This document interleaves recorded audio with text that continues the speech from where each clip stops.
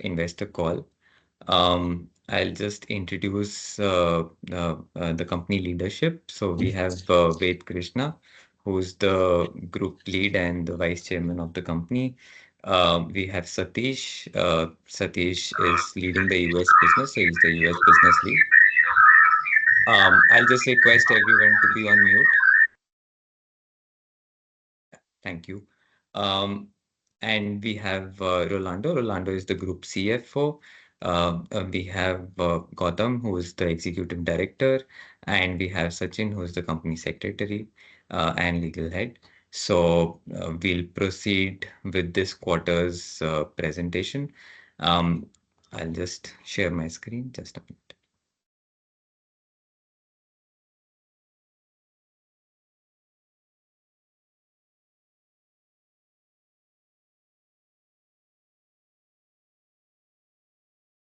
Yeah, Sachin, is my screen visible? Okay. All right. So we'll just, for the benefit of the new investors, we'll start with a short introductory video. I request you to please go through it. It represents, what we are trying to achieve here at Pakka.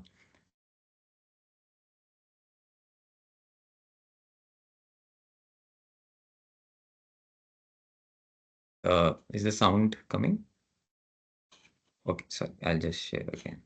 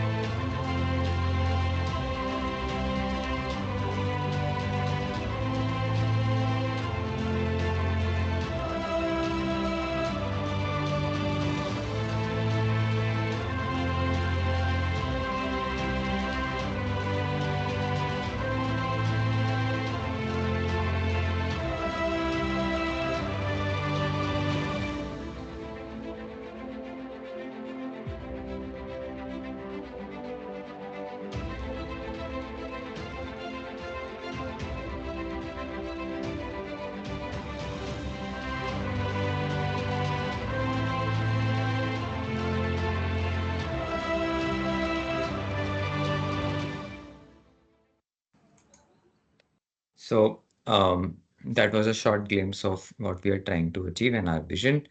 Now I would like to hand it over to Ved. We'll first go through the India business performance, international updates, innovation updates, and financial updates. And then at the end of it, we'll take question and answers. Uh, so request you to please take over, Ved. Thanks, Pranay. Good morning, all of you. I'm, of course, not supposed to take this section, but Jagdeep is on his way to Colombia. He's just landed and he requested me if I can do it because he's still on his way to the hotel. Hopefully, he'll be able to join us in some time. And it's a good thing because we are trying to do a big business possibility exploration there. But yeah, let me take you through the performance that we have achieved. So first of all, I'd like to inform that it's been a very, very tough quarter. Overall, if you see the packaging business has been very challenging. That said, we are extremely proud of our team to maintain at least very similar numbers to the last quarter and also a little bit up from the same quarter last year. So if you see the top line, it's at 111 crores, and the bottom line is still quite profitable, which is at 17.45 crores, which is, of course, higher than last year, the same quarter, a little bit lower than this year's last quarter. Let's go ahead. So if you look at our main business right now, which is food wrap and carry, which comes from our paper operations, you'll see that there is a significant, again, maintenance of the overall business. And in fact, it's a little bit higher when we compare it to the last year's 9 months. And this has, of course, been a little more challenging. It is a little bit higher in terms of revenue. But of course, we continue to struggle on the side of the profitability, which is in the next screen, which is the food service disposables. If you look at, sorry, this is again food wrap and carry. So of course, again, Q3 compared to last year, we are up. But if you compare it to Q2, it's been a little bit poorer. Yeah, this is where the challenge lies, and I know you all have been very, very concerned about this area. We continue to struggle. This is primarily because of a large influx of players in this field. About 50 new players have suddenly come into the field, and the pricing has been completely arbitrary, which means that in the short term, we have to face a lot of competition. And it has meant that we've had to kind of take a few shutdowns. There's not been enough orders. There has been a stock buildup. And now we are looking towards re-strategizing how to move this business and make it stronger. But again, we can only say that we are concerned and, of course, apologetic as well, because we were very buoyant about this business, but it has taken a hit when it comes to this year. We are very, very happy to state that Project Jagriti is going well, despite facing a lot of challenges because of we are situated in Ayodhya, which is right now going through the Kumbh Mela kind of, I would say, total mayhem because of that. So we are not being able to take trucks in. The cement is kind of stranded. The machines are stranded. But that said, I think the team has again been working day and night to find ways to get it in. The main overall progress is that it is 44% complete. The main line is, of course, the flexible packaging line, and you'll be delighted to know that it's the progress is good. The machine is coming from a wonderful French company called Alimont, which is specialized in these kind of applications. And again, we've designed the machine with a lot of thought, and it is going to really, we are definitely hoping, create a big difference in this domain as we go along. So the idea is that by the end of this year, we start with our base paper production, and then we set up coating operations early next year to convert it to real flexible packaging. There are some more glimpses of the project progress, just to give you a little bit of a sight. I am told by Sachin that there may be a investor visit in March, so you'll get to see a lot more action when you come to the site. But the ETP is almost complete. We always try and take our responsibilities very seriously when it comes to the environment. So we've already more or less commissioned it. There is a lot of progress on the recovery boiler, pulp mill. The paper machine building is started. This is a little picture of the puja ceremony, but this will ultimately lead to the flexible packaging line. Let's go ahead. Hand over to Satish. Good morning, everybody. Thank you, Ved. I have been handling innovation for a little bit for the last 2 quarters. But I'm very excited to announce that Dr. Sam Son has joined us as the new head of innovations. He's going to be operating out of Portland. Uh, can you all hear me? Okay, Yep, Satish, you're good. great. Great. I've had some issues with my headphones. So Dr. Sam comes with plenty of experience in material sciences, um, working with large teams, managing over 150 researchers in the past. Great innovator. We are super excited. He has done plenty of work in sustainable materials with LG Chem, SC Johnson, Samsung, Amcor, and DuPont. In fact, he just joined us today at the Portland office. We are super excited to have him on board.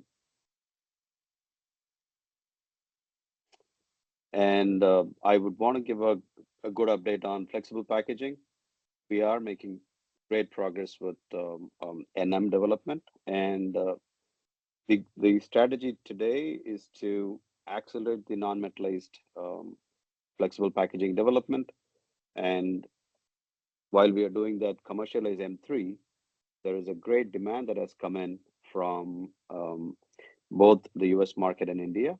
And we are looking at commercializing M3 with outsourced operations right away.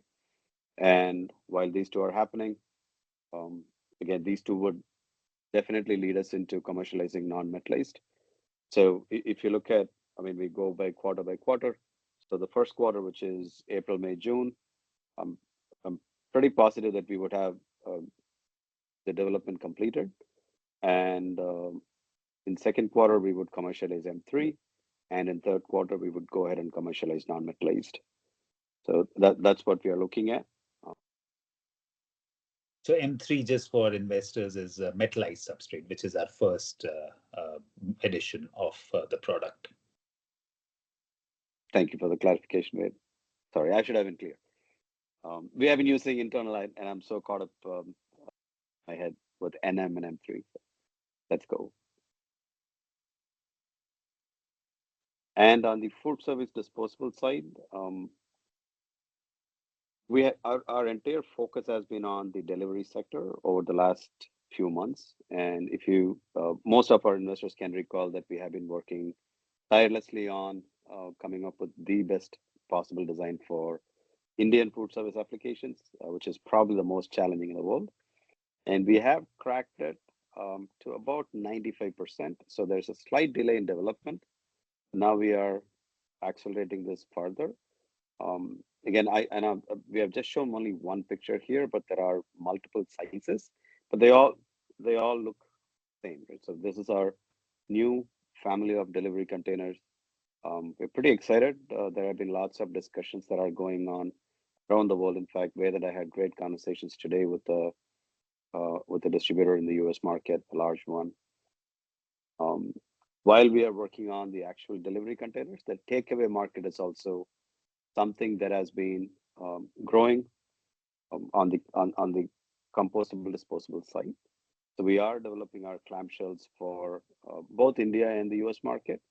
So between the delivery containers and the clamshells, we would have a full range of products. Again, I've given the sizes on the right um, and the left side of the delivery containers. This is pretty exciting stuff that's happening on the food services side. Back to Ved. Okay, I'll take over on the international growth. Let's go ahead. Lots of updates here. And of course, as Satish said, very, very excited to have Dr. Samson join us. It's taken a long time. We've interviewed maybe between Satish, me, and some of the board members. We've probably gone through over 20 very, very high quality talents. Ultimately, we think we found our person. And as Satish said, he's just joined in today. And we are starting, in fact, he'll be in India beginning later next week, actually, and spending some time there understanding, and then, of course, working towards moving the lab to our Portland location. The other one is, again, lots of progress on the Project Kawok or Guatemala side. Full load engineering plan is underway, which is one of the concerns the investors had raised. and we are now planning to conclude the full load by March. The US launch, which Satish is leading and hopefully can put in more speed now that Sam is there for innovations, is again, strategy has been built. And as Satish said, we are meeting distributors now, appointing distributors. Here you call many of these distributors brokers. So this month, we are planning to appoint at least 5 who will represent us in different areas. And of course, different collaterals need to be built in terms of ounces versus liters, etc., etc. So those are things which are underway. The other concern that the investors had shown was on engineering and EPCM contracts. Here again, we are almost on the verge of closure, and again, it will be done within this quarter. We'll have our EPCM contractor for the project Kawok as well, and it's just the final choice that is being done now. As Satish said, flexi trials are underway in US. In fact, our first reels reach tomorrow, so it's that fresh, and we are going to convert it for a customer who's asked for it, and we are hoping that orders will start coming in post that conversion, and we can start moving the product, which is the earlier phase of material, which is the metallized substrate. But then, of course, this month we are also planning to have a lot of non-metallized trials and hoping or working towards finalization in March so that we can start moving that material as well. The partner has been finalized as well for conversion. Again, like I said, with Sam joining, product innovation lab location has been finalized as Portland. We looked at some other locations across US, and the team building has just kind of begun, where we've started thinking about what is the areas we need people in and who all will be shipped from India, and what is the new kind of people we'll need in the US lab. This is the project Kawok timeline. As you see, the land purchase is complete, as in we've paid the initial money. This month we pay the remaining amount, and then we start building. The government permissions have started. We've started getting a lot of quotations from different suppliers. Jagdeep, me, some of the team members are heading to Europe next week, and we will be finalizing more or less our technology providers, the main technology providers, which is again flexible packaging, and also for pulp lines. And then, of course, the idea is again that by the maximum by the beginning to middle of 27, we start production here.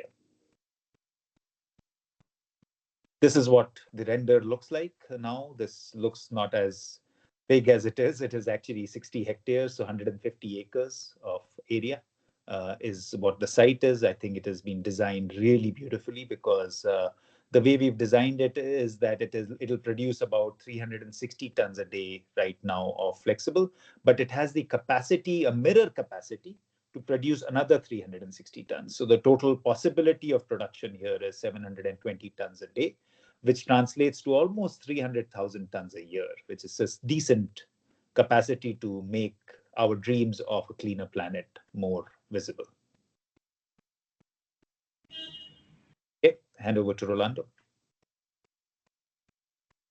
Thank you, Ved, and good morning, everyone. So in terms of key ratios, as you can see, for 24-25, we have decreased our ROE and our ROACE, and this is mainly due to the fact of the preferential equity that we issued. Obviously, this has a dilution effect, and therefore the ROE and the ROCE come down. In terms of debt to equity, we are at 0.36, which is very good, and below the industry average. So pretty good results in terms of our key ratios. Next slide, please. And I'll hand it over back to Ved. Thank you. All right. So the commitments we had made and where are now? So commitments that we had made was to build a distribution system in US. Again, like I said, broker network is being built, and distribution mechanism, at least for molded fiber, will be done within this quarter. The delivery solution, like Satish said, there has been delays. We've gone through numerous trials and our team refuses to budge. Even I keep telling them that it's okay if it's a 5-10% problem, but Satish is smiling because even today we had a discussion where he said, nope, not moving till it doesn't leak at all. So at least I'm hoping that what we come out with will be will be much better than what I had expected. And of course, we talked about metallized flexi solution. Both are, like I said, there's been a product stabilization issue. And then, of course, the idea is to now stabilize and launch along with our partner in US this quarter. The idea of the next commitment was the team build out and sales initialization. This is on. There is a little bit of a delay in distribution and sales mechanism, but I feel that we will catch up in the coming year. The organization structure was being made much stronger. It has already been put in place. And then we have our annual planning this month, and we will further strengthen the structure and the incentivization. We had committed that the Jagrati key ordering, which is our India project, will be complete, and Kawok risk mitigation strategy will be in place. Both are making strong progress. And for the US, the idea is that Q1, which is April onwards, we will be on the road for raising the money for the Kawok project. So that's the update and the commitment to the investors for next quarter. Over to you, Pranay.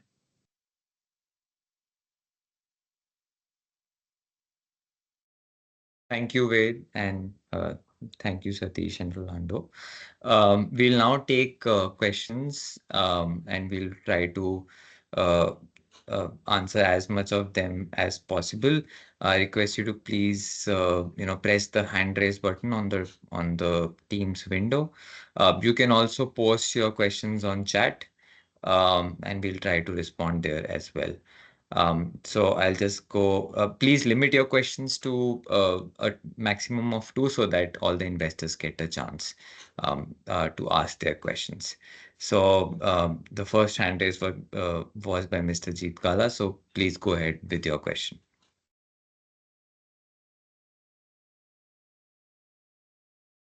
Uh, Mr. Jeet, you can unmute and ask your question. Okay, can you hear me now? Yes, go ahead, please. I have two questions. One is, what is the status for the Guatemala project fundraise? So what we understand is there are a lot of things that are probably, holding back. So for example, one is the offtake agreements. Second is, other risk mitigation points, probably, revolving around, say, having a flexible paper solution, because we are still not, we've not cracked the non-metallized version of the solution. And that is what we are going to do ahead, right? So metallized is not going to be done with, I mean, all the capacities are going to be the non-metallized ones. So what kind of reaction are we seeing from the investors on having visibility on the solutions and even on the delivery container range, because that is also one part of the capacity that is going to come up. So with respect to that, I mean, what are the major hindrances that we are seeing, which is, stopping or delaying the fundraise project? And second, of course, is around detailed engineering, which also took a lot of time. So, I mean, where are we exactly stuck over there? So that's my first question. Okay, I'll take that one. So great, Jeet, as usual, on top of your research. Yes, so there were five issues that the investors pointed out to us. This was back in, Rolando, was it November, December, something like that? And we committed to them that we will conclude them in 3 to 4 months, which is now. And the five issues were, the first was that our engineering was there, but it was still at a basic level. So they wanted much more what they call full load engineering. So the team actually sat down, when was it? Last month, and basically with our engineers from China, the Guatemala team, and the India team. And there is a clear roadmap now. And by the end of this month, we'll have the full load engineering complete. The second concern was the quotations that we had were not from the final suppliers, because we had said that the final suppliers are going to be some of these front kind of the leading European ones. Most of our quotations were Indian and Chinese. So they said they want, because of course, they don't want the project cost to go up in the middle of the project.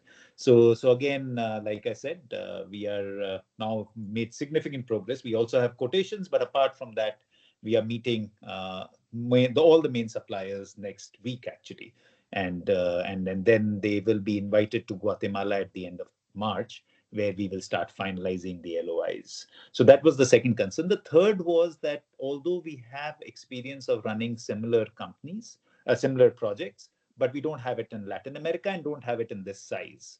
So they wanted a very strong EPCM contractor. So we've now had four kind of discussions. We've shortlisted one, and that's a very, very competent EPCM partner that we will finalize within this month. The fifth was that all our patents were actually India company oriented. So they wanted that they should be part of US because that will be the company they'll be investing in, which we also felt was a good idea because it's a stronger jurisdiction. So we've started moving those to US. The fifth was exactly what you said in terms of offtake commitments. We did have offtake commitments, but they were promissory letters. They wanted to convert it to contracts. So that work has now begun, and we've drafted a contract. We are now talking to various people, and you're absolutely right. The non-metallized substrate is not perfected as yet. So those trials do need to take place. So we are still hoping that we will end up doing some trials in March, based on which we can start getting some initial interest in offtake.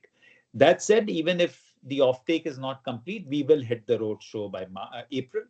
And the idea is to at least start pushing the investors and try to get hopefully the right valuations as well. As far as the delivery goes, just a correction, we went through a lot of financial exercise, and now the Guatemala project is entirely flexible. It's not delivery at all, no molded fiber at all in Guatemala. So it's going to be 360 tons of flexible packaging. That's it, single line. The returns are way better when it comes to a single line and more efficiencies, etc., etc. So I hope that answers, Chief. Understood. Thank you, sir. And so my second question is again on the flexible side. So while we are saying even in India, we'll be probably, doing our commercial volumes on the metallized M3 version of the paper. But eventually, like you said in the earlier calls that, doing metallization involves polyethylene and doing it at scale also is not possible.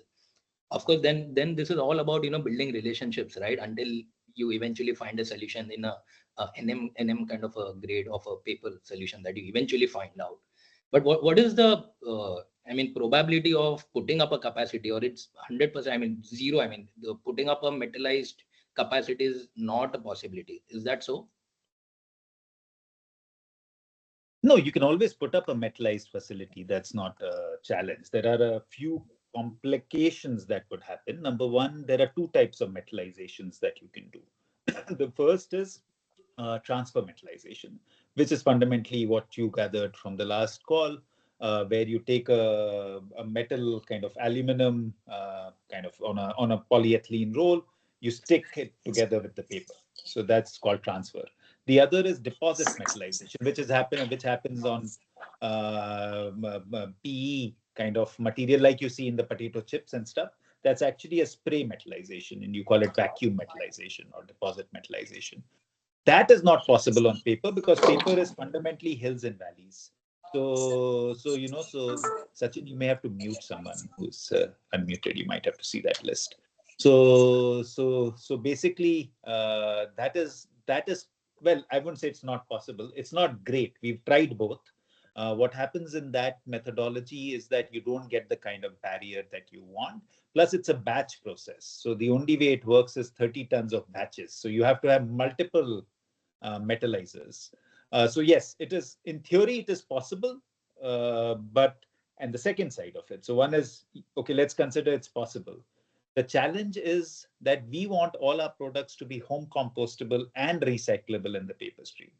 It'll remain home compostable if you make it metallization because metal demineralizes. But when you come to recyclability, if it's put into a paper stream, if it's put in lower volumes, you won't even notice it.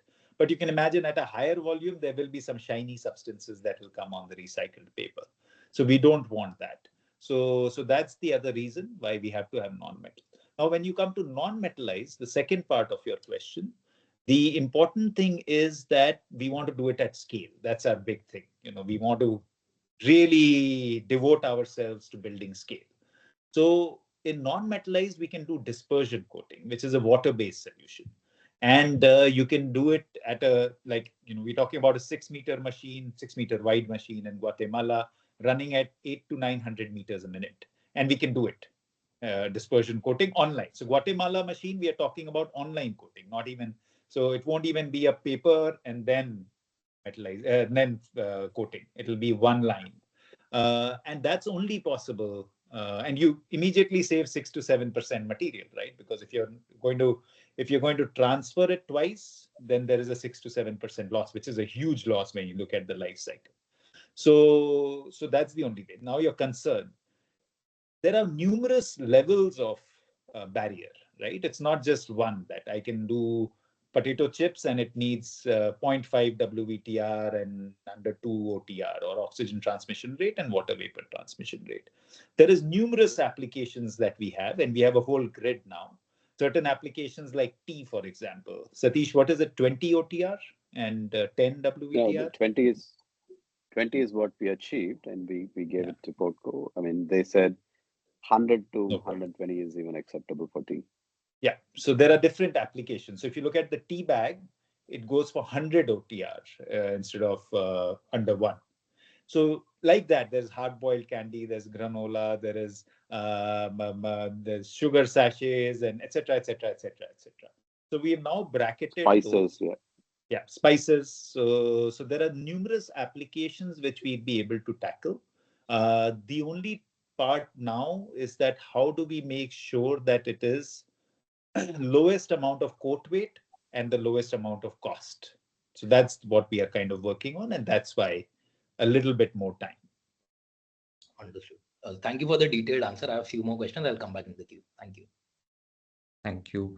Mr. Paris, you can unmute and go ahead with your question. Yeah. Thank you, Vedji, for this opportunity. Just wanted to understand what kind of valuation are you looking for the Guatemala project in April, that fundraise that you're targeting. So that's one. Secondly, I wanted to understand what is your strategy going forward with the molded products, that has now again switched back to loss. So that's a bit of a concern, I mean, the higher you grow and, if the losses increase, it just eats out from the, frontline business. And just last one thing is, if I understand correctly, Project Jagruti will be completed by the end of this calendar year or commissioned. Yeah, is that understanding correct?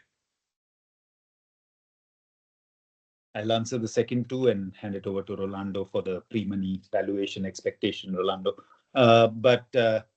Yes, the last question, the idea is we are definitely planning to commission Jagruti within this calendar year. The molded fiber, absolutely, you're bang on, very deep concern for us. We are looking at numerous ideas and options. Two parts to the challenge.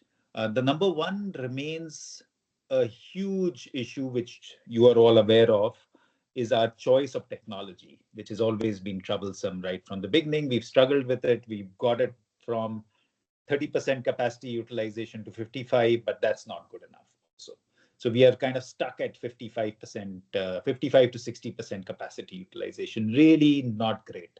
So now we are kind of in the middle of thinking, how do we do this? So there are some machines that work at over 80. There are some machines that work at, say, 50. So averages out to 55, 60, because the bigger machines are working at a lower capacity. So that's a technology selection mistake, which mostly I'm responsible for. But we are trying to now see how we can bite the bullet and alter the technology. So then what happens is that we become by default the lowest cost producer in the world. So that's the one target that we have. The second is, how do you create deeper value for the customer? So that's a debate that we are having internally. The initial idea was to focus on larger scale QSRs and institutional catering. But we are now actually even thinking, and maybe you guys can guide us also, one of the debates that is happening internally is that do we go more B2C, where we start doing more like the we're already doing a decent. We didn't expect. Now it's gone to over 20% of our revenue is coming from the Zeptos and the Blinkits of the world. So do we do more that side? Start selling more, because the profitability and the margins are definitely better there. Because obviously, as soon as you have a bigger customer, there is always more suppliers, etc., etc. So both ends we want to tackle well. We are meeting at the end of the month. The team has been kind of exploring numerous options. There will have to be a strategy shift for sure on the food services side. So that's for sure. We are, of course, we remain hell bent on succeeding. So that's something that we will keep striving towards. But that said, you're totally on the mark. We felt that we are out of the water, but we've again gone into the deep end, which is a challenge for us, and the team is again really working hard to get us out again. Rolando, over to you. Thank you, Ved. Yep. The first question had to do with the amount of equity raised for the project in Guatemala. So the original size of the project is $380 million, out of which 180 million is equity and 200 million is debt. Now, out of the $180 million, Pakka Limited has already committed $10 million. So ideally we're looking for outside investments of outside equity investments, of $170 million. Now, as Beth mentioned, we have changed a little bit the scope of the project.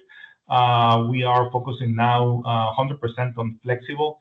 The original project had 80% flexible, 20% molded. So given this change and given the fine tuning we're giving to the engineering, that number may change a little bit. So it's going to be anywhere between 140 $170 million. Still not finalized, depending on the final cost of the project. Yes, Thank you. Sorry, Rolando, the question was more around the valuation. So the pre-money valuation is about 500 million, right? And so we are expecting a dilution of 30 to 40% ish, right? Sorry, yeah, that's correct. That's correct. Mm-hmm. Thank you. Ms. Manali, you can go ahead with your question. Hi.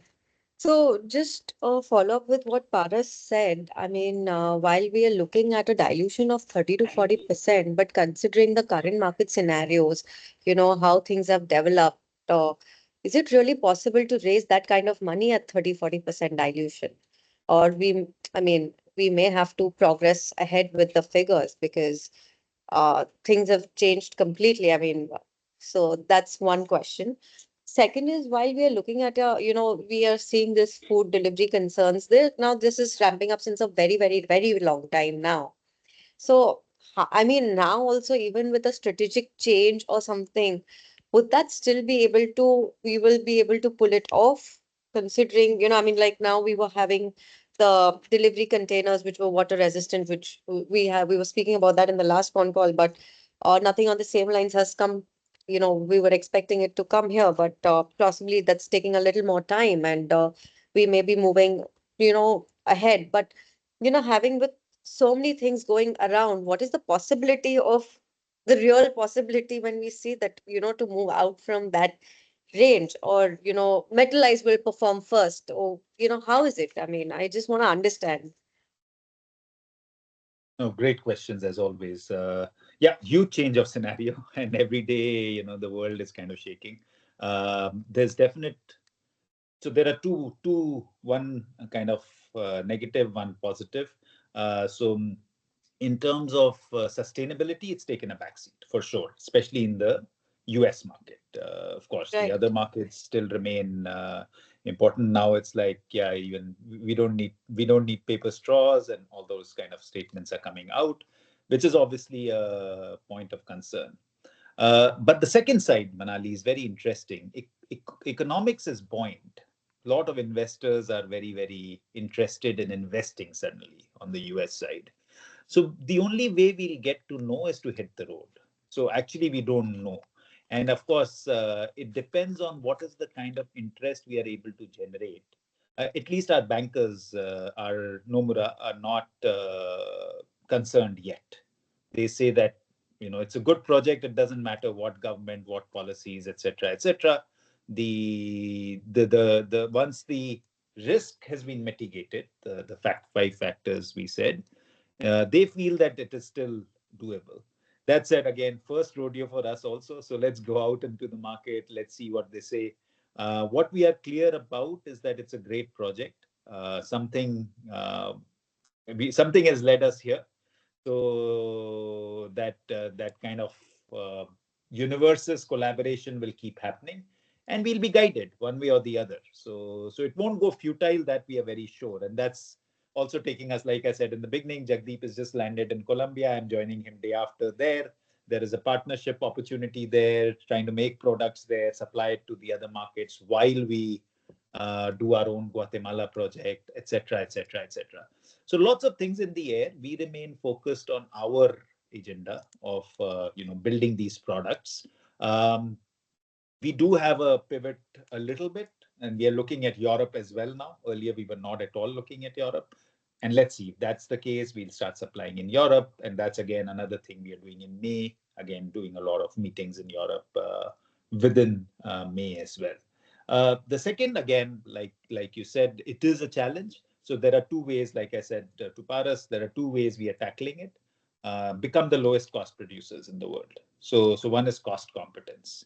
Second is, of course, we've always had a strong inkling towards design, but there is a delay, definitely, I would say, a shortcoming at our end, that we were hoping, in fact, to launch the delivery containers, I would say 2 quarters back, not even last quarter. But it has taken a hit. There is no excuse in the end. It is our responsibility. And we did expect to launch. There has been a gap. There has been a gap in the team. There has been a gap in the execution of the project. It's not rocket science end of the day. So we should have been able to crack it. We haven't given up on it yet, if you're asking me that. We haven't given up on food services because we know we can be the lowest cost producers and the highest quality producers. We just have to up our game. So not there yet where we say that, oh, we are giving up on food services because it's dragging us down.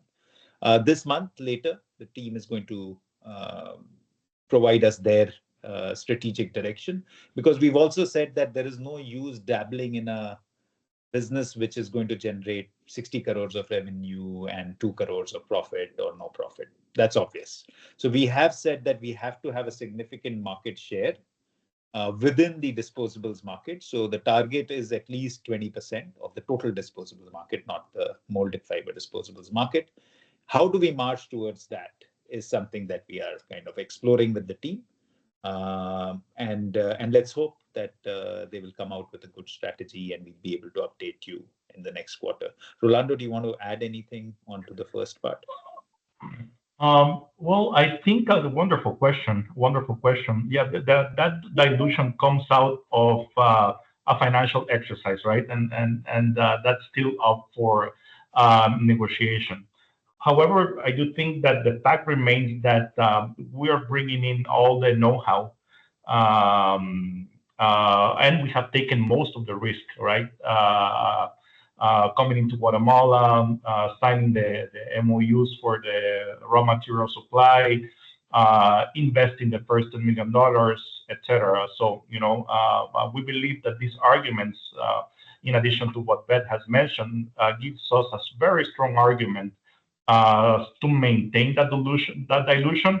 I do think, however, especially with the first investors, there may be some negotiation and it may come down a little bit, but I feel comfortable we're in a pretty good position when that negotiation comes up. So I don't think that dilution number is going to move a lot. Thank you. Okay. So just, with, like you said, cost of production is something that you're working on, but now it's been a very long time that we are working on this. Now, if we consider bagasse is like, that's a cheap raw material.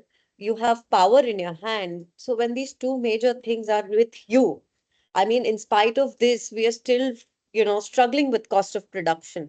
So now, what major change would you bring in which would actually lower it? Because Like now you said that there are 50 new players that have come in, this XYZ. So one is that how are we, I mean, what kind of strategic change is going to come? Because we already have two very good strong points in our hand.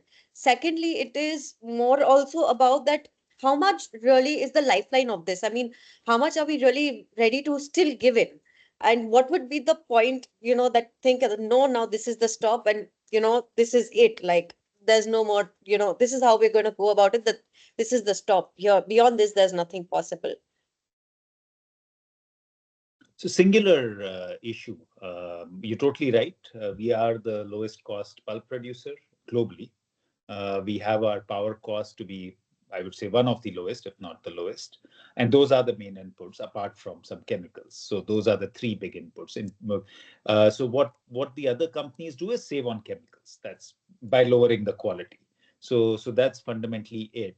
So the only singular challenge has been machine efficiency, and that really brings us down because our fixed cost is high.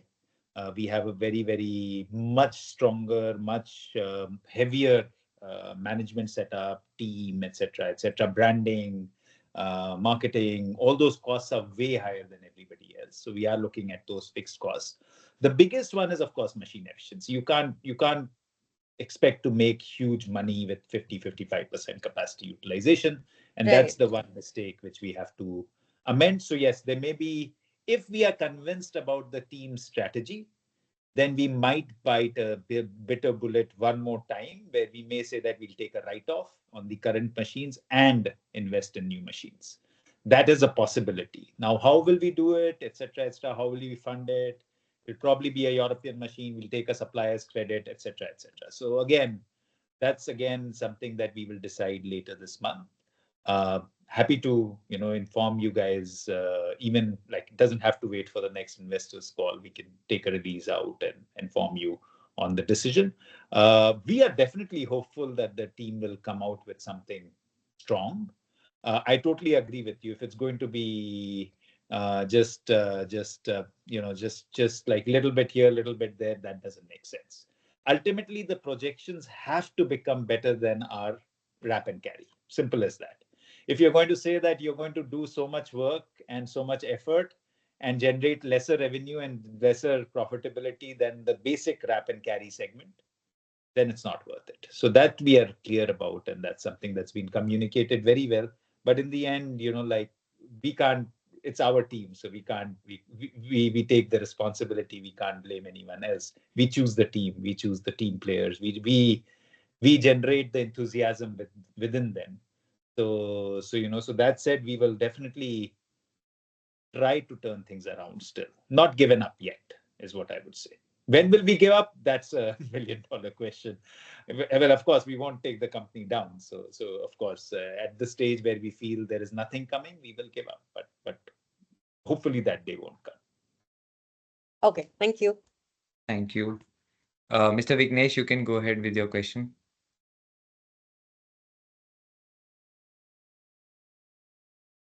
Mr. Vignesh, you can unmute and ask your question. Hello, am I audible now? Yes, please go ahead. Yeah, hi. Thanks for the opportunity. So my question is on our ongoing capex, which was expected to, complete by end of March. But due to the ongoing, I mean, Kumbh Mela, there would be a delay of a month or so on the project? No, it was supposed to be completed by the end of this year. We will complete it by the end of this year. It's still the same. Yes, Kumbh Mela has. We had a we had a more aggressive target internally. That's kind of been a little bit dashed. But that said, we have a crazy team. They are still running around in vehicles 2 a.m. trying to get cement in and metal in and all that sort of thing. So Gautam is smiling because he's been fighting day in, day out to find ways to get trucks inside the factory, etc.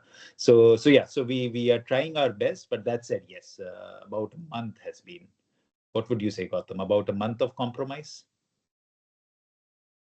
Uh, got it. Yeah. So basically, your aggressive target has been normalized, is what I would say, right?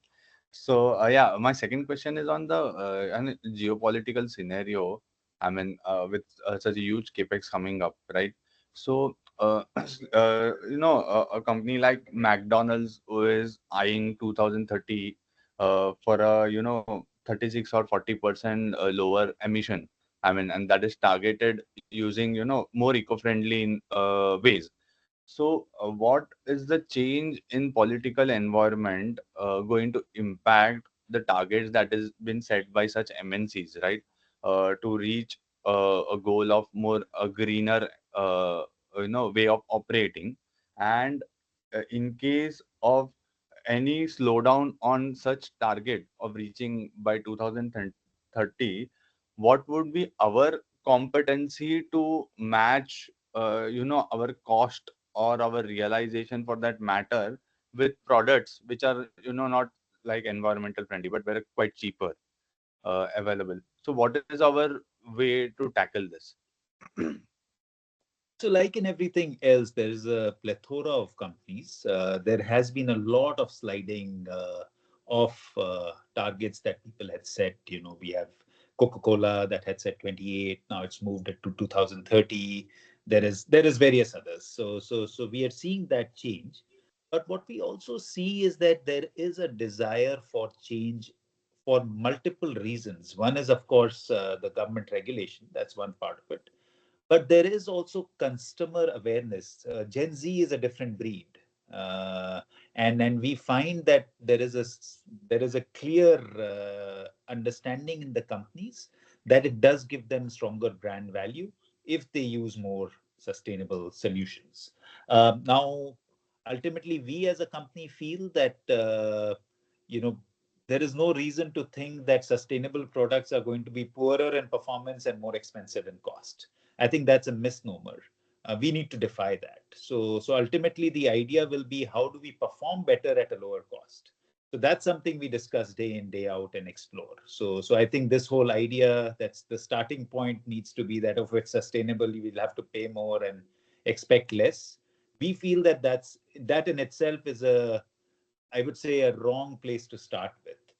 So we continue to speak to various companies, and we again see various companies who are totally focused on what the government says. There are companies who are self kind of enthusiastic, but the big challenge for companies remains also availability of material at scale. So that's something that they cannot compromise with. Like I said before in one of the calls, like if you think about a company like Unilever, they need 16,000 tons just to for their small shampoo sachet.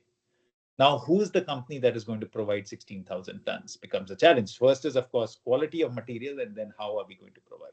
So both those things need to be addressed, and we purely look at it as an economic play. We have to provide better products at a better price, and the right price, I would say, not a better price.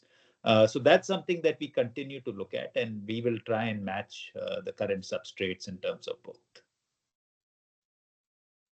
Okay, got it, sir. That's all Thank from you, my side, and Vignesh. Thank you. Mr. Hiren, you can go ahead and ask your question. Yeah, hi. Good morning. So I already understand that obviously management is also concerned about the molded product business, and already other investors have already asked.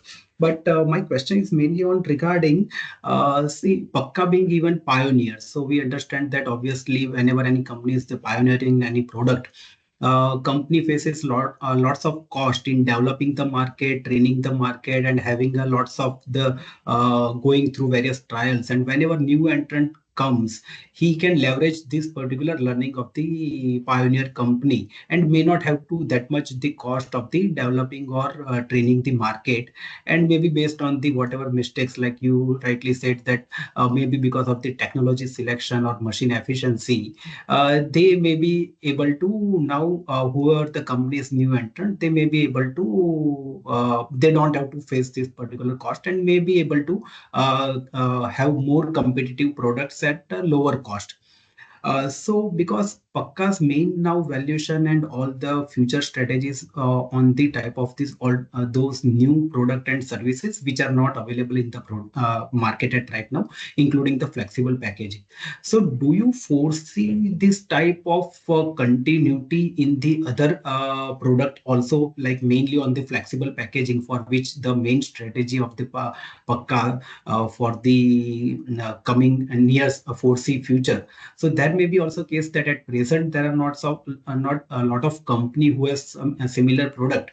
But when it will take some time, 1 or 2 year for Pakka also to be launch this product in the market, and in next few years or times, obviously new entrants would come based on the technology or whatever has been developed by Pakka. So what would be the unique USP of the Pakka to ensure that being a pioneer will also help you to gain the market share and being a low cost, because this is the product which doesn't have that much product differentiation. People are obviously, as you rightly said, that it would be the cost competitiveness would only drive the market if it is the similar quality of the product.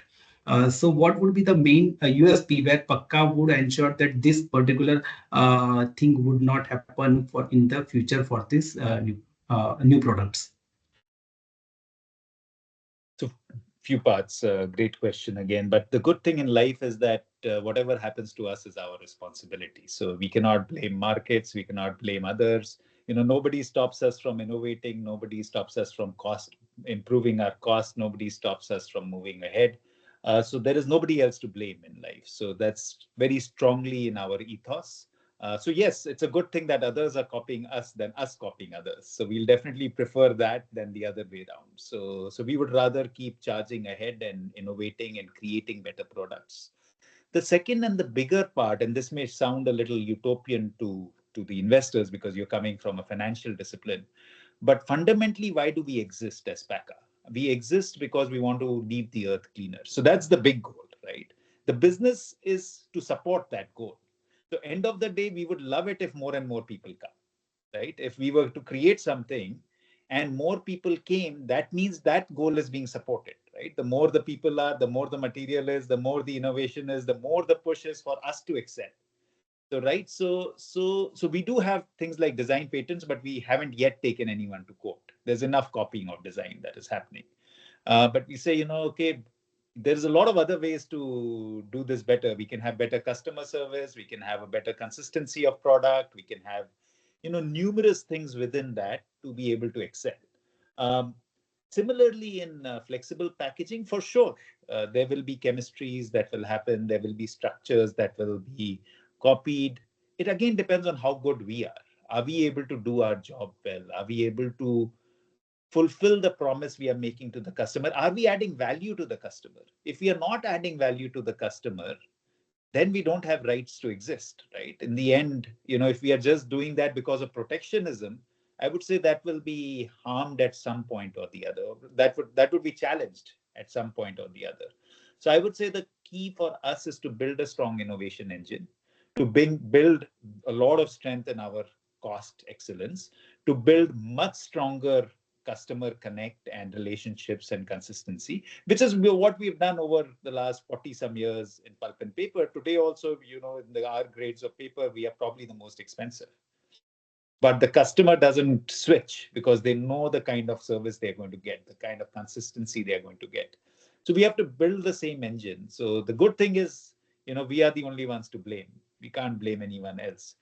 We do have, like what Manali was saying earlier, we do have pulp, we do have power. So if we can build more excellence in our operations and our customer service, we will succeed. So I would say more people come, the better it is overall.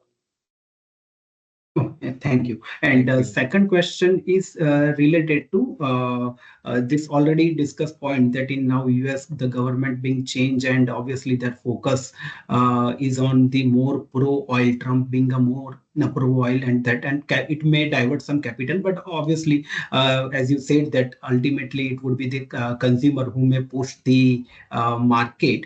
But if considering that US market doesn't show that much demand in at least near 4 or 5 years of the timeline, and as you said that you are also targeting European market, but how much it would be the transportation cost, or whether means it would be the negligible part, because this product obviously is a volumetric product and doesn't have that much in one container. Obviously the cost of the product would not be that much, so transportation cost would be more. So but even if you are exporting from the Guatemala to European market, would you be still able to compete on the cost part? Let's look at the two businesses we are pushing. The first is the food services, which is where your point comes in of volumetric. Um, so that's pretty well established in US, and US is not the only market. There's decent market in the Latin America region as well. Uh, the other good thing is that China already has a 35% duty. Colombia or Guatemala at least doesn't. Maybe Mexico does already, but even Mexico and Canada don't yet. So let's see what happens there. There is a lot of geopolitical drift that is happening, but again, as businesses, we have to see what we can do. So of course, as far as the project Kawok or the Guatemala project goes, we are not going to build a molded fiber facility. But are we going to supply food services a molded fiber? Yes, but we are doing it through an outsource model there. So it's a little less risky, little less capital intensive. As far as the Flexi goes, it's a pretty strong product to transport because you do fit 26 tons in a 40-foot container. So it's similar to reels of paper because it's strongly bound. So that we'll be able to ship, but I still hope we won't be shipping to Europe. There is enough possibilities in Latin America. There will hopefully be conscious companies in North America, just so that there is a conglomerate of companies that is just in the. I don't know if you've received it yet, Satish may know, but they've committed 220,000 tons of material from us if it meets the specs that they want. It's a conglomerate. It's multiple companies coming together under one umbrella. So they've said we want to take, even this is after the election, yeah, not before the election. So they said we are hell bent that we want your products to succeed because we are trying to also save old growth forests. It's not just petroleum. So it's also to do with not wood based, but renewable fiber based. So we are going to produce 140,000 at the peak, and they are already saying we will make sure that you sell 120,000, and that's in written form, right? But not a contract, but at least a promissory letter. So there are good things and there are challenges, and only time will tell what happens. The key again remains the same questions. Are we is our performance as good or better than the current substrate? Is our price or cost competitive? Are we adding value to the customer? So those are the three basics of business, according to me. And if we are ticking all those boxes, it doesn't really matter unless until Guatemala gets a slap of 25% duty, which is higher than the others, then we'll find another way. But we feel that, those three, if we are ticking off, we should be okay. Thank you. Thank you. Ms. Priyanka, you can go ahead and ask your question. You are on mute. To Yeah, now you are audible. Yeah, okay, great. Hi, everybody. So first of all, congratulations on your new hiring of the. I think he's titled as head of no, not head of innovations, but I think head of products. Is it? So great that we have another head over there.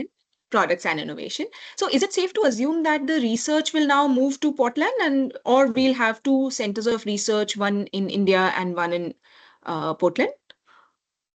So the main center, so we are dividing it into two, the product innovation lab and the process innovations. So the main innovations will be in Portland. And there are 4 areas of products that we work on. 2 or 3 of them you are very aware of, and fourth is something that we have been quietly working on, but it will become noisy in some time. So the first one is flexibles. The second one is wrap and carry, which is our traditional, but we also work on other materials apart from celluloses. Then it is the food services, which you are aware of the molded fiber, but we also work with your friends on, say, foaming PLA and stuff like that. So then there is the fourth area is rigids, which is your cup of noodle kind of ready to eat meals, frozen meals. So those are the four big areas which will be in Portland. That's kind of decided. We feel that even if it costs 5 times, we need to have the right talent. Talent is everything. There, talent, collaboration, talent, collaboration. So we are biting the bullet there. We've kind of decided we are not going to move away from there. There are also four process areas that we tackle. The first is base material research. Of course, we know that the world doesn't start and end with bagasse. So we work on soy hull, we work on hemp, we work on corn, we work on whey protein, etc., etc., etc. Anything that we can find beyond 100,000 tons of material post-industrial waste. So those are the two criteria that we kind of base ourselves on. The second is green chemistry. So, utilizing water as a solvent rather than the chemicals that we use today, enzymes and things like that. So that's the second area. The third area is waste valorization. So how do we add more value to calcium carbonate, to rice husk ash, to bagasse pith? Because they are all great materials. And then what can we create from them? For example, we are also the largest egg tray producers from our sludge in our area. So those are things that have come out of that discipline. And the fourth is ultimately to reduce the uh, ecological uh, weight that we put on the uh, climate on the planet. And our aim is ultimately things like how do you become carbon neutral, how do you become carbon positive, and so that's the four. So the four process ones are going to be more oriented towards the plant. So in India as well as in Guatemala, but they will have a direct line to Portland, to Sam, and a dotted line to the India operations head. So that's the way we are structuring it for now. But again, these are evolutions, and then they will happen. But these are the 8 broad areas we do research in. Sure, sure. Thank you. The other question I wanted to understand was you said that there are about 50, 60 more competitors in the molded product space. Are you limiting these numbers only to the bagasse-based molded products, or you're thinking about the others as well? And are they centralized in UP because of Kumbh they have, suddenly come up, or these are, located pan-India? First, sorry, like in my utopian side, but I'll call them collaborators than competitors. So Okay. 50 to 60 collaborators who have come into the bagasse side. And it could be bagasse, it could be fiber. They may be using wood, or they may be ITC is coming in and they'll mostly have wood. So some kind of renewable fiber, I would say. And they have been cropping up for a while. I think, as somebody was saying before, like when they've seen Pakka and the noise we've made, not the profits we've made, the noise we've made, they've kind of entered the fray. The good thing is, Priyanka, that we do sell pulp to them. So our pulp sale still makes money, even if our molded fiber doesn't. So that's the idea. Uh, they've cropped up all over. And I'm amazed that they've cropped up without any tie up for raw material or anything else. So they are all over UP, but not majorly in UP. They're pretty much, I don't know, Satish may know what the distribution is, Satish, but it's not just UP, right? So at Yeah, it's any quite a bit. stage we are not, sorry. Yeah, you were No, saying, I was just Satish. going to say, quite a So bit at on any the stage, we are not envisaging any dearth of raw material because of these competitors, right? So the collaborators are basically buying pulp from us. So none, apart from ITC, Setia tied in between, but they shut down the molded fiber side. Apart from ITC, none of them produce pulp. So pulp Right. they will have to buy, whether from us or there is some paper players who are giving pulp in the interim. Neni does, Century does. They're importing from Thailand. But they could have dearth, depends on if we are selling or not. So we'll of course stop selling once our flexible packaging operations are up. We won't have any pulp to sell.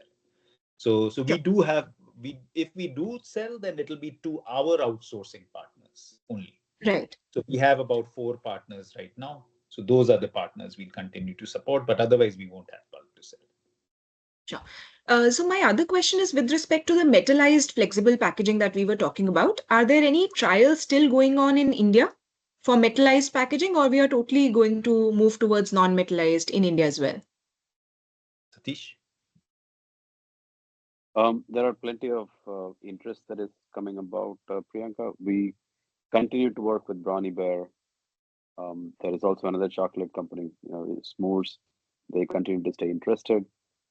There are plenty of opportunities that are definitely knocking on our doors, but we are metering them out. Definitely, there is a lot of focus that we have to give to non-metallized.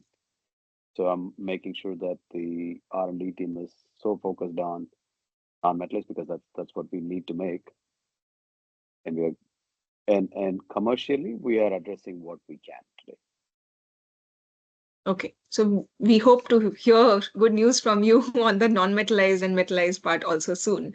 And with respect to the US market, of course, most of my questions have been answered and they were asked by other people. But just trying to understand, do you see any change in the expectations of US-based companies on their sustainability targets, or do you get an inkling that probably they would end up not wanting to spend too much on sustainability efforts now?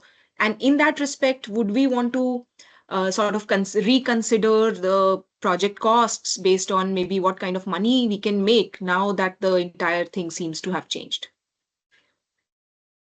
I would say early days still, and I see a spectrum of companies in the conversations we are having there. For sure, you're right. Like there is enough companies who are saying that okay, we don't have to. This is not high priority anymore. They don't see it as. At least I haven't heard from anybody overtly where they say that we are not interested. They say that it's not a priority right now. We would rather do other things. It's as Trump says, drill baby drill. So there, if you drill baby drill, there is going to be other polymers that will come out as well. So that's understood. But like I said, in the end, we are not there to replace petroleum or plastics. I think that's a low bar, according to me. It's if as humans we feel that we want to replace plastics, we are setting a very low bar. We want to create better materials. That's a very different thing, right? And when you want to create better materials, you want to create it for better performance and better value creation. And I'm not saying better price, but value creation. So one way or the other, we need to kind of think about that and be adamant on that, because it's only 70-80 years back somebody created a styrene or a ethylene, so it was a gas, right? They just captured it and created ethylene. So if it was created 70-80 years back, personally I don't see any reason apart from our own inhibitions why we cannot create something that is better and more value added. So I would not yet worry about it too much. Maybe by the next quarter, I might be sounding more worried, but we'll wait for another quarter for that. Sure, sure. Thank you. Thank you, Priyanka. Um, okay, Captain Vishal, you can go ahead with your question.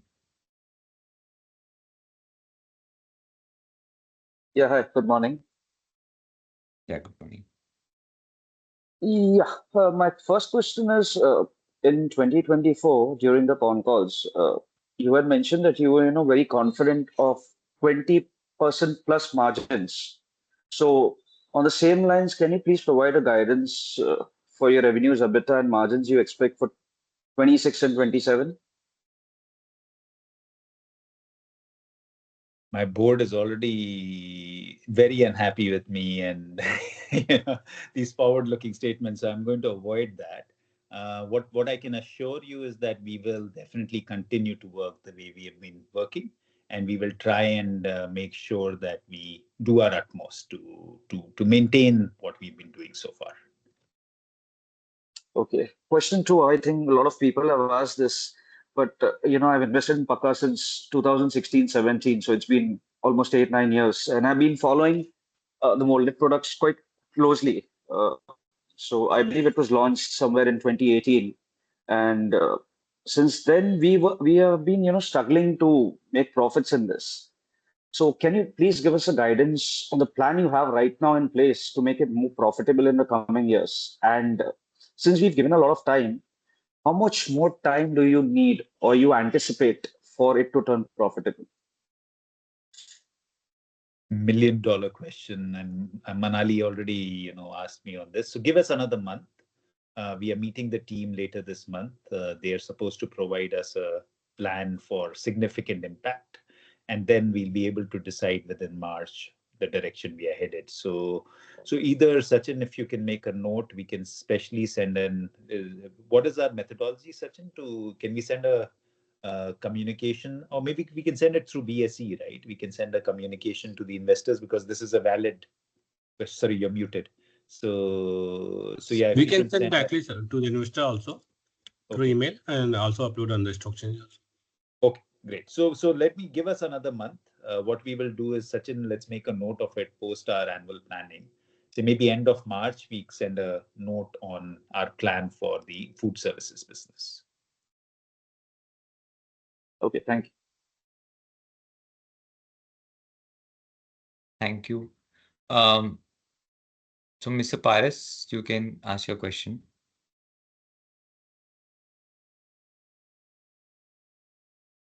Yes. Sorry, I think, see, one, I'm highly impressed, sir, with, the thing that, you've been saying that it's your responsibility in terms of molded products and entire business decisions. So that's a very good, sort of positive approach towards the business.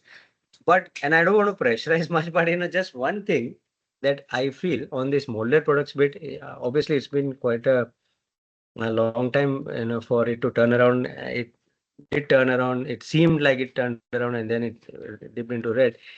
My only suggestion to you is to sort of reconsider the entire proposition, probably back from scratch, because, the longer this continues and probably, if you try to increase the turnover, probably this may have a further impact on the profitability of the company, which otherwise without this could be doing very, very well. So, I mean, obviously it's up to the team eventually, but it needs a deep consideration. And in my opinion, what I wanted to suggest is a set deadline, beyond which sort of, you try and curtail the exposure to this segment is my understanding. And it could be a little bit premature in general, but I mean, from the many businesses that I've seen across, in terms of investing, I feel at some point in time, you should just reconsider and take a decision with a deadline. That's the only suggestion I have, sort of. Do you have a deadline in mind at all, Vedji, on that, or it's still Like I said, we will send a special communication to all investors within March. So I do have to give our team possibilities. So the team is working hard towards finding the overall scenario. Like I said before, that we have given a clear target that if we cannot capture at least 20% of the disposables market in the country, there's no reason for us to be in the business. So you can back calculate that amount. So if we are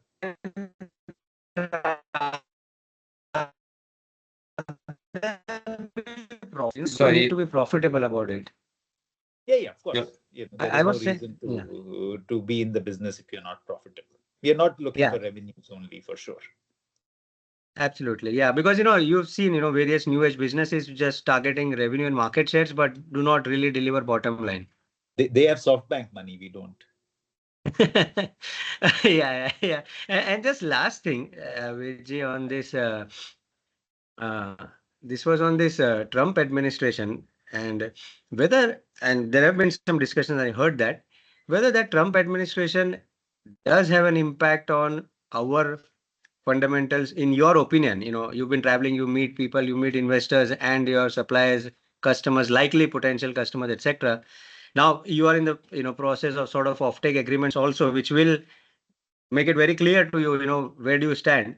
But in general, what's your sense, with Trump administration coming in, is business for you going to be as usual prior his administration, or things could be tougher?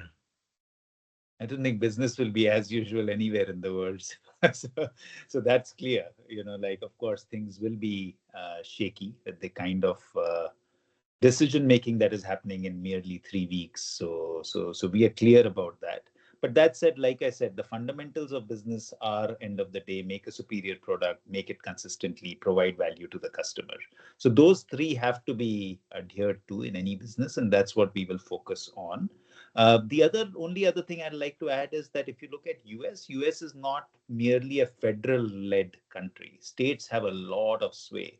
So what are the big markets for renewable, sustainable products? It's the West Coast, which is the California, Oregon, Washington, and it is the East Coast, which is the New York region, and then down to Florida. Right. So they will remain with their own jurisdiction. SB 54 is the California law which is coming in. That will still remain. It will not be. It will not adhere to what the federal guidelines are. So within the United States, it functions as various countries when it comes to, say, various laws. So we will see. Of course, geopolitics will clearly impact, but that's not, according to me, again, that's not a. If we are hampered just by that, that means we never had a good product to start with. No, So it absolutely. will not be that reason. Yeah. So we have to look at the And- basics and ensure our product is up to spec. Yes, and just lastly, I would like to say that your approach in terms of making it a superior product and not targeting an alternative to plastics is a very solid approach, and I think that's how you should sort of look at it. Thank you. I think it's a really a positive approach. Thank you. Mr. Venkatesh, you have a question.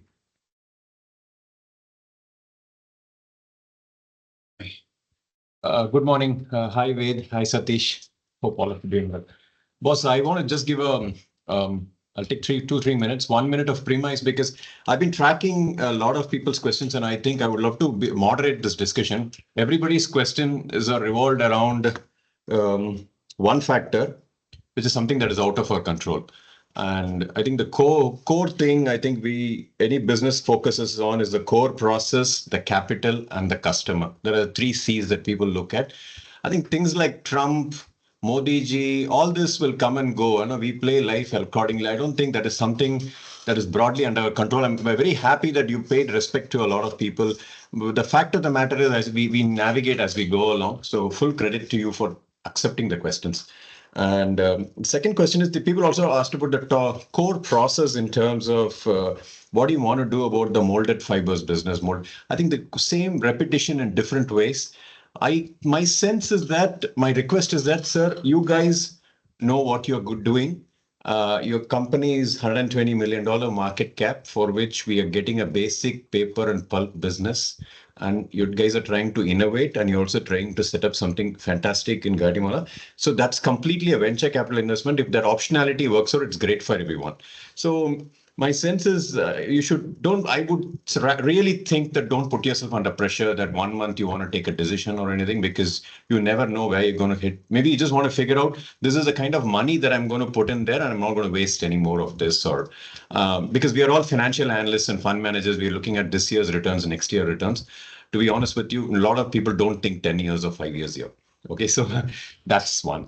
Second, sir, most importantly, sustainability. One of those questions that keeps cropping up across the board is whether sustainability makes sense and whether things will change. I think sustainability is going to be very good economics going forward. And a lot of people will realize that you will make a lot of money if your business is sustainable because you draw out of nature and give it back to nature.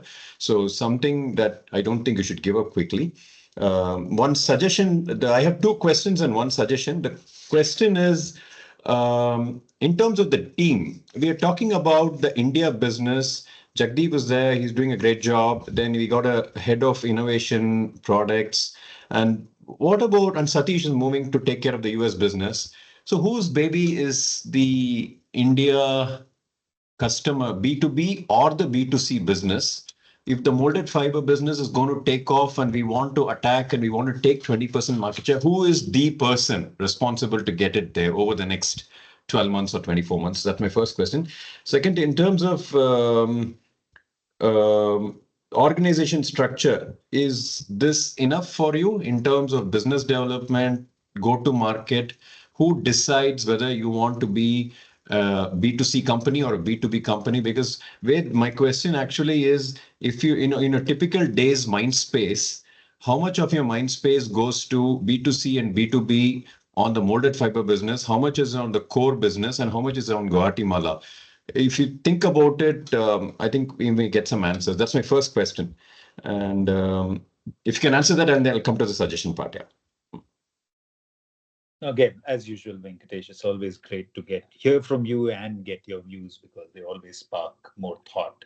So just a side note on your timeline. So when we were finalizing the land in Guatemala, our CEO there, Eduardo, said, why are you buying this land and spending $1.5 million or something on this? We can just lease it and it's only going to be this much in Guatemala. I said, sure, if it's for 500 years.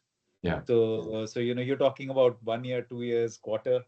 Yeah. At least as Pakka, we are thinking in terms of 500 years. Can we create something that will create value for humanity for beyond, at least beyond 100 years, if not 500 years. So that was the kind of thought process that we went through when we purchased the land as well. Absolutely spot on. I think the biggest challenge for any leader is building the right team. And I would say that at least my greatest achievement in the last year has been surrounding myself with absolutely spectacular people. And you're seeing few of them on the screen right now. Yeah. And you've met some of them in person as well. And, Jagdeep well, and, absolutely has kept us. Part of the reason why we are able to dream that what we are dreaming is mainly because of his leadership in India, to be able to kind of go beyond and think beyond. So great team. You're noticing Satish taking over US again. Spectacular shifts since Satish came here. Rolando coming in and building a solid finance kind of structure. And of course, we are in the middle of finalizing the India finance structure as well. Totally right on the with Satish leaving, we don't have a business lead in the food services business is what I would call it, and that's something that is an active search right now. So we are looking for a person. We have a good sales guy, but that won't fly, right? In the end, you have to build a business. So Jagdeep is actively looking for that person. My personal time only goes when he identifies and shortlists the person. So it's not my time that goes on it. In terms of B2C and B2B, we do data-led discussions. What is paying, what is not paying, how is it moving, where do we create value, where do we not create value, how do we shift.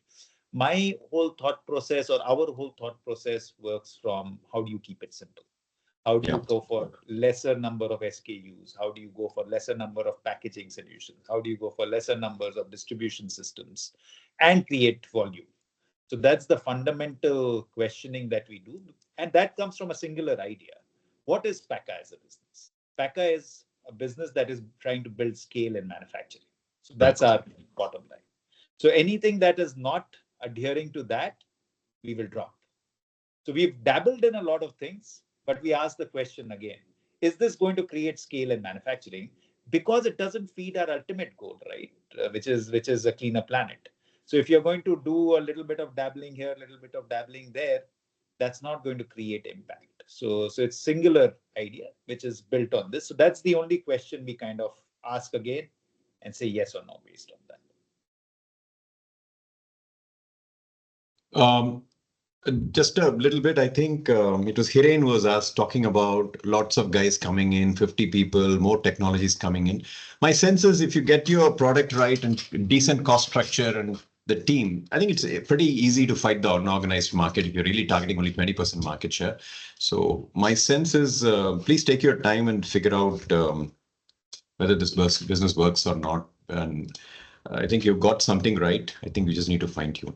My suggestion was, since you talked about the process that goes on at Guatemala and you talked about water as a solvent, 4 sources from which things come into the factory. And you talked about 100,000 tons. I was just looking at Google Maps and I found that Guatemala is pretty kind of, there's a Pacific, but it's quite close to Ecuador. Ecuador is the world's largest banana producing nation, and banana, as you know, is a compostable, fantastic, ecologically sustainable product. You might want to think whether while bagasse exist, can that be used as a feedstock as well? Because something that I thought I should bring it up to your alley, because they produce 360,000 tons of bananas every year. What happens to this? The second is, I think the US market is quite huge, trillions of dollars of economy. Trump, no Trump, I'm sure there are a lot of guys who want to take this product. I mean, so, and again, Latin America, Brazil, Argentina, Canada, as long as it exists as an independent country, also is a good market. So, so that's where it is. Yeah. Even if it exists as a 51st state, it'll still be Perfectly, yeah, perfectly okay with this. We just want to sell, yeah. Yeah, so no, banana is something that we've actively worked on. Banana and Pakka, which is a cousin of banana. There's a few challenges with that, like any other fiber. First is it's not post-industrial, so collecting is a big challenge. It has 90% water in the stem, which means you have to squeeze in the farm because it acts, the water acts as a fertilizer for the farmer. Third is the inherent silica is high. The inherent silica is almost 20%. So in the process itself, what happens is that you have a challenge when you are trying to recover the chemicals. So it's good for alternatives like textiles. But when you look at, or, you know, like you have Abaka, which has a lower amount of silica, so it goes into tea bags, non-wovens. Those are mostly Abaka, which is again Philippines. So well aware of the fiber. Guatemala itself, I know Rolando knows this well. Eduardo, in fact, owns a lot of banana plantations. So yeah, Guatemala itself has a lot of plantations as well. Super. When do we get to hear on the India business head? Oh, you mean for the food services? Food services business? Yeah. Fingers crossed, search is on. You know, these things are when the stars align, hopefully within the next month is what we are targeting. Super.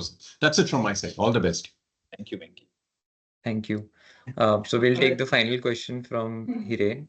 Yeah, just a follow-up question on this particular project progress. You have already mentioned it, 44% progress has been achieved for project Jagriti and 15% for flexible. But can you provide some distribution, like generally it is being monitored on EPC based on S curve. So how much engineering, how much procurement, and how much construction progress has been achieved for Jagriti as well as the Kawak project, just in terms of EPC. So we get better idea of the completion. That Pranay is going to kill me. They actually had this slide and I haven't had him remove it. I said, don't give complications, you know. They literally had each area wise, you know, what is the progress, how much is the, I said, what will investors do trying to see how much you've done in recovery boiler, how much. So Hiren, he can email you that slide if you want. Okay, sure. But on the Kawak side, it's more on it's on the engineering, just the land procurement has happened and we'll start building a boundary in the next month or something. So Kawak is relatively straightforward. It's more on paper. The Jagriti side is, of course, different sectors have different progress sides. But why I said to Pranay that it's unnecessary, fundamentally depends on the flexi line, right? Everything else is serving the flexi line. So there are two, from a revenue standpoint, there are only two additions, the PM3 expansion and the flexi line. Those are the two big ones. There is a few delays in PM3, so it's middle of the year now. It was earlier targeted for March, April. There are a few delays in supply, not at our end. So it's going to be June, July. So there is a kind of about 15% increase in production because of that. And of course, in quality. But the big one is end of the year. So it's going to be, everything else is in service of that. So even if you see a lot of progress in, say, our ETP, it's 95%, or actually they commissioned it, so it's 100%, right? But you know, what good does it make? In the so okay. So just so we are on track to be completed flexible packaging, like as you said, by the maximum by the early next year, means 2026 February or March 2026. We are on track to create the base paper for flexible packaging. Because the NM has not been proven yet, we haven't in India ordered the coating machine. But that said, the base paper is a grease-proof paper that will sell regardless. But so that we'll start stabilizing that. And like Satish said, if he gives us the formula in the next quarter, then we'll order the coaters, and that's typically a 6 to 9 months play. So we should still meet the next year early deadline.